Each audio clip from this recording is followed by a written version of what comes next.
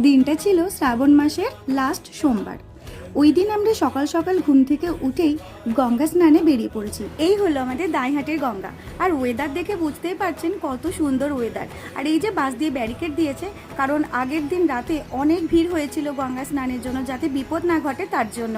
তো আমার এখানে স্নান হয়ে গেছে। তো তারপরে আমাদের গঙ্গার ধারে যে শিব ঠাকুরটা ছিল সেখানে আমরা ফুল বেলপাতা দিয়ে আমরা পুজো করে নিয়েছিলাম, এবং ভিজে কাপড়েই আমরা চলে যাব অন্য একটা মন্দিরে জল ঢালতে।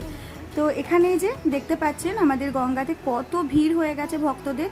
তারা এখানে গঙ্গা স্নান করবে এবং বাঁকে করে গঙ্গার জল নিয়ে যাবে আশেপাশের মন্দিরগুলো। আর আমাদের এদিকের গঙ্গা রাস্তাটা তো দেখতেই পাচ্ছেন কত সুন্দর।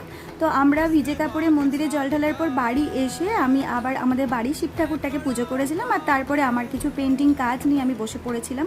তো কাজগুলো করতে করতে হঠাৎ দেখি মুষলধারে বৃষ্টি চলে এসেছিল, আর জানলা দিয়ে এত ছাট আসছিল যে ভেতরটাও ভিজে গেছিল। তো এখানে আমি আর কাজ করতেই পারলাম না। আর আজকে তো আমি পুরো সোমবার করেছি, সারাদিন ফল খেয়ে থাকবো। তো এই ছিল আজকের আমার মিনি ভ্লগ। কেমন লাগলো অবশ্যই জানাবেন। দেখা হবে নেক্সট ভ্লগে। বাই।